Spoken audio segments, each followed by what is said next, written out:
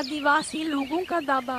शहरों की भीड़ से दूर बसा एक छोटा सा आदिवासी गांव, जहां पर बहुत ही गरीबी थी, व्यवसाय भी नहीं थे। लोग अपने परिवारों के पालन पोषण और भोजन की व्यवस्था के लिए गांव से बहुत दूर शहरों में जाकर मजदूरी करते थे और शाम को घर लौटते थे। पर इन सब चीजों के कारण गांव के आदिवासी लोगों को बहुत ही परेशानियों का सामना करना पड़ता था। कभी गर्मी, कभी बरसात, कभी ठंड, हर मौसम से लड़ना पड़ता था। पर गांव वालों की मजबूरी थी, क्योंकि गांव में बिजली पानी की व्यवस्था बहुत कम थी और गांव में व्यवसाय भी नहीं थे।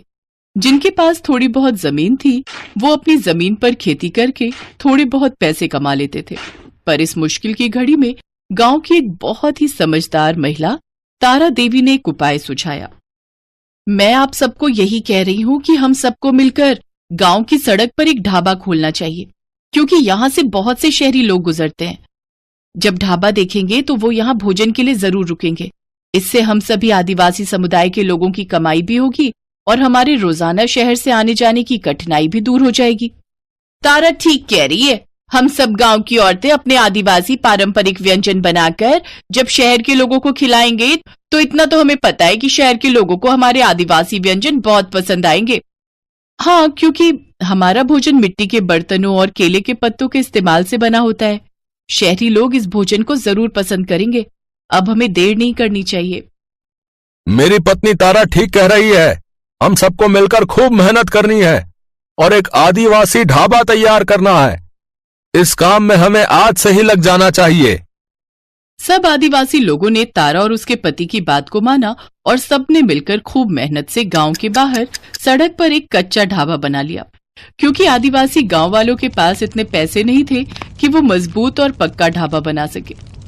ढाबे का भोजन खाने में बहुत ही स्वादिष्ट होता था। शाकाहारी, मांसाहारी दोनों तरह का भोजन आदिवासी लोगों के ढाबे पर मिलता था। दिन भर जो भी कमाई होती सारे गांव वाले आपस में बराबर बराबर बांट लेते।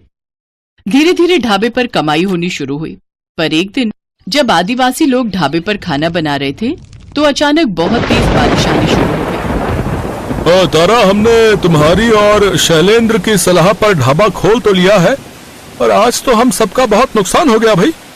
देखो तो बारिश रुकने का नाम ही नहीं ले रही है। ढाबे पर जो भी खाना बना हुआ है सब पतीलों में पानी भर रहा है। अब रुकने का कोई फायदा नहीं है।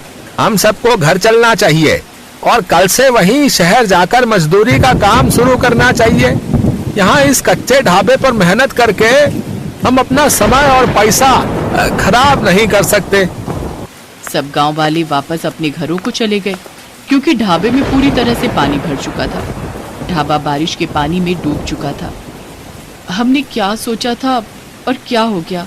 इस बारिश और तूफान ने तो सब कुछ खराब कर दिया। तारा, चलो घर चलते हैं। ऐसे बारिश में कब तक भीगती रहोगी, बीमार पड़ जाओगी। शैलेंद्र, मैंने अपने आदिवासी लोगों की भलाई के लिए बहुत कुछ सोचा था, पर आज सब कुछ खत्म हो गया। अभी तारा और उसका पति शैलेंद्र बात कर ही रहे थे कि अचानक एक गाड़ी तेज रफ्तार से आकर एक पेड़ से टकरा जाती है और उसमें बैठा एक बड़ी उम्र का आदमी और ड्राइवर जख्मी होकर बेहोश हो जाते हैं। सुनो, वो देखो, सामने कार का एक्सीडेंट हुआ है। हमें चलकर देखना चाहिए। लगता है बारिश में कार संभाल नहीं पाए। तारा, इनको तो चोट आई है। हमें गांव वालों को बुलाना चाहिए। एक काम करो, मैं यहीं रुकता हूँ, तुम सारे गांव वालों को बुला कर लाओ। हमें इनकी मदद करनी होगी। हाँ, मैं अभी बुला कर लाती हूँ। तारा दौड़कर जाती है और सारे गांव वालों को बुला लाती है। सब लोग कार में जख्मी ड्राइवर और उसके मालिक को गांव के अंदर ले जाते हैं। गांव का एक वैद्य उनको ठीक करने की कोशिश करता है। इसमें सभी आदिवासी लोग भी उसकी मदद करते हैं। कुछ घंटों बाद मालिक और ड्राइवर को होश आता है। गांव वाले ये देखकर खुश हो जाते हैं। शुक्र है भगवान का कि आप दोनों को होश आ गया। आप दोनों ये काढ़ा पी लो, इससे दर्द में आराम आएगा और जख्म भी जल्दी भरेगा। आप सबका बहुत बहुत धन्यवाद। बारिश बहुत तेज थी, ड्राइवर को पता ही नहीं चला। सेठ जी, पता नहीं कार कैसे फिसलती चली गई और अचानक से सब कुछ हुआ कि मुझे संभलने का मौका ही नहीं मिला। मेरी पत्नी यशोदा ने मना किया था, पर मैंने उसकी बात नहीं मानी और दूसरे शहर के लिए निकल पड़ा। कब एक्सीडेंट हुआ कुछ नहीं पता चला। ये तो अब होश आया है तो कुछ कुछ याद आ रहा है। अब ये कौन सा गांव है? ये मैंने पहले कभी नहीं देखा। शहर के बाहर वाली सड़क पर हमने ढाबा खोला था, इसी वजह से आज हम वहां सड़क पर थे, तभी आपको देख लिया। नहीं तो हमारा गांव तो बहुत अंदर पड़ जाता है, तो बाहर से निकलने वाले लोगों का पता ही नहीं चलता। हम आदिवासी हैं। ये हमारा आदिवासी गांव है, शहर से बहुत दूर पड़ता है, इस वजह से शायद आपकी कभी नजर नहीं गई होगी। ढाबा? अब कौन सा ढाबा साहब? ढाबा तो बारिश और तूफान में डूब चुका है। सेठ को सारी बात पता चलती है। सेठ ने देखा कि ढाबा सचमुच पूरी तरह से डूब चुका था। उस सेठ का नाम मनोहर लाल था।